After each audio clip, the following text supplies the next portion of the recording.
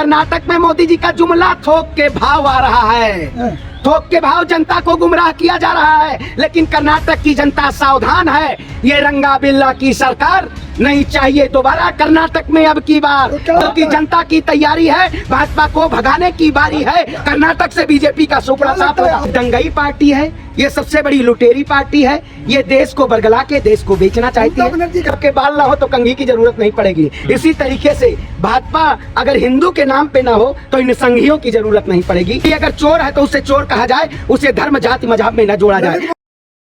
पांडे जी, असम के सीएम ने कहा केजरीवाल पे मानहानि का केस करेंगे। असम के सीएम कौन क्या नाम है? विश्वा शर्मा क्या नाम है? जिनको उससे मदरसे से दिक्कत है, उनको कभी मदरसे से दिक्कत हो जाती है, कभी राहुल गांधी से दिक्कत हो जाती है। ये भारतीय जनता पार्टी के लोग सबसे पहले अपने कान में सरसों का तेल डाल लें, क्योंकि अब देश की जनता की आवाज नहीं दब सकती, देश की जनता की आवाज उठेगी। और जब जगह जगह से लोग आवाज उठाएंगे, अपने हक को मांगेंगे, तो ये सरकार कितना भी तुष्टीकरण कर ले, लोगों की आवाज को नहीं दबा सकती। हम दबने वाले नहीं हैं। मैं कहता हूं कर्नाटक में मोदी जी का जुमला थोक के भाव आ रहा है, थोक के भाव जनता को गुमराह किया जा रहा है। लेकिन कर्नाटक की जनता सावधान है, ये रंगा बिल्ला की सरकार नहीं चाहिए दोबारा कर्नाटक में अब की बार, क्योंकि जनता की तैयारी है, भाजपा को भगाने की बारी है। कर्नाटक से बीजेपी का सुपड़ा साफ होगा। आप कर्नाटक की जनता को बरगला पाएंगे? बरगला कर्नाटक की जनता ने जाना है, कर्नाटक की जनता ने ठाना है, 13 मई को भाजपा को भगाना है। अच्छा, भाजपा के नेता कह रहे हैं कि कर्नाटक में बीजेपी खत्म कर देगी मुस्लिम आरक्षण। कौन नेता है भैया ये? कौन नेता? बसवराज। ये बम्बई तो नहीं है, एक बम्बई है वो मुख्यमंत्री जो वहाँ के, बसवराज बम्बई। चले जाएंगे अब की बार बम्बई। अच्छा, क्योंकि जनता कर रही है विदाई। कर्नाटक में आप बताइए, साउथ में क्या आज तक भारतीय जनता पार्टी कभी चुनी हुई सरकार बनी है? कभी नहीं सत्ता में आई है। भारतीय जनता पार्टी के शासनकाल में विधायिका खरीदी जा रही है, न्यायपालिका तमाशा देख रही है, और आप जैसे खबर पालिका नमक मिर्च लगा के हिंदू राष्ट्र, मुस्लिम राष्ट्र और खालिस्तान के नाम पे देश की जनता को बरगला के मुद्दों से भटकाना चाहती है। लेकिन हम मुद्दे की बात करेंगे, हम प्रधानमंत्री से पूछेंगे आपने क्या विकास किया, अडानी मोदी का रिश्ता क्या है, क्या कहलाता है, स्मृति ईरानी कहाँ है? जब देश महंगाई से त्रस्त है तो स्मृति ईरानी मस्त है अपनी सत्ता की हनक में। निर्मला सीतारमण जी ने कहा जो आज तक नहीं हो पाया मोदी जी ने कर दिखाया। अरे भैया, 4 चौपटा नाश, देश का 4 चौपट लोगों ने नाश कर दिया है। कहते नहीं है, अंधेर नगरी चौपट राजा, टके शेर भाजी टके शेर खाजा। तो ये देश की जनता को अंधेरे में दीपक जलाने का काम कर रहे हैं। देश का प्रधानमंत्री एक कहते हैं कि प्रधानमंत्री की नीतियां इस देश को बचाना चाहती हैं। एक है चाणक्य नीति जो इस देश को बेचना चाहती है, देश की सत्ता में आना चाहती है।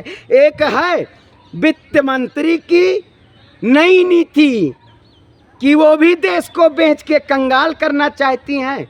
भारतीय जनता पार्टी में ये 4 जो मोहरे हैं, ये देश की जनता को नए नए मुद्दों में लाके उलझा के चुनाव जीतना चाहते हैं, जनता का खून चूसना चाहते हैं।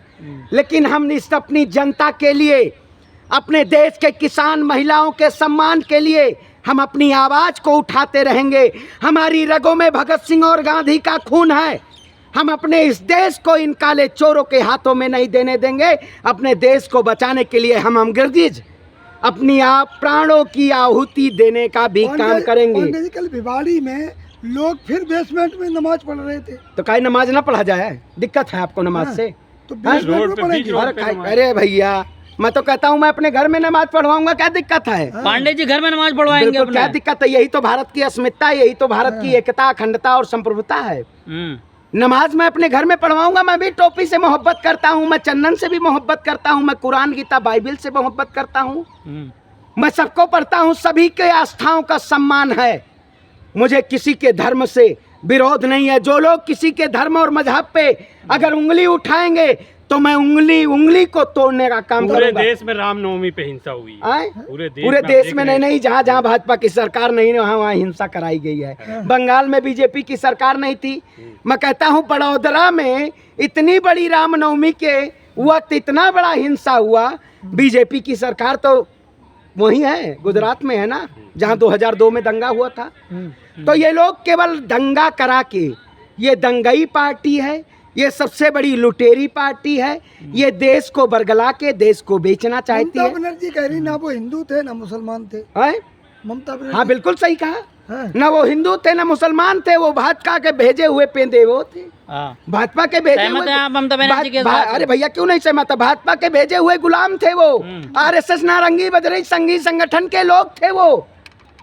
ये वही लोग हैं जो देश को तोड़ना चाहते हैं। हमें इन्हीं लोगों से मैं कहता हूं, अगर आपके बाल ना हो तो कंघी की जरूरत नहीं पड़ेगी। इसी तरीके से भाजपा अगर हिंदू के नाम पे ना हो तो इन संघियों की जरूरत नहीं पड़ेगी। ये हिंदू के नाम पे ये संघी लोग इस देश को एक दूसरे में लड़ा के, पहले आपको हिंदू मुसलमान में लड़ाएंगे, हिंदू सिख में लड़ाएंगे, जाति जाति में लड़ाएंगे, ब्राह्मण बैकवर्ड फॉरवर्ड करेंगे, ब्राह्मण दलित करेंगे, बाद में ये जो सत्ता में आ जाएंगे तो हिंदुओं का राग ओबीसी लेके। का अपमान किसने किया? ये जो अभी मुद्दा है वो भी किसने किया? भैया ओबीसी आरक्षण बिल कौन रोका है?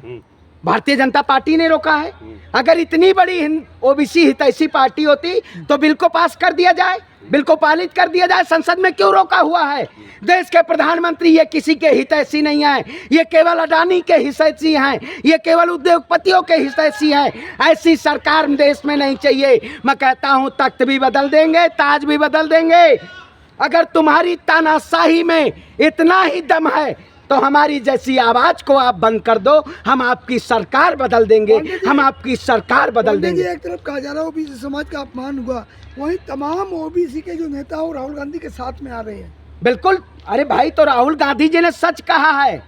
आप बताइए, मेहुल चौकसी, नीरव मोदी, विजय माल्या, ये सब कौन थे? ये सब भारत से भगौड़े हैं या ये किसी जाति समुदाय में? मैं कहता हूँ कोई भी अगर चोर है तो उसे चोर कहा जाए, उसे धर्म जाति मजहब में न जोड़ा जाए। ललित मोदी केस कर रहे हैं। ललित मोदी केस। अरे भैया भगौड़ों का भी समर्थन मोदी जी के आने लगा है। तो अब जान जाइए देश किस रास्ते पे जा रहा है, देश को कौन बेच रहा है। जब भगौड़ों का समर्थन देश के प्रधानमंत्री के लिए आने लगे, विदेशों से जब आवाजें उठने लगे, तो इसका मतलब जान जाइए प्रधानमंत्री जनता के बीच सच को नहीं दिखाना चाहता है, सच को छुपाना चाहता है। लेकिन हम सच को उठाएंगे, सच की आवाज को नहीं दबने देंगे। प्रधानमंत्री और अडानी का रिश्ता हम इस देश की जनता के सामने दिखाने का काम करेंगे।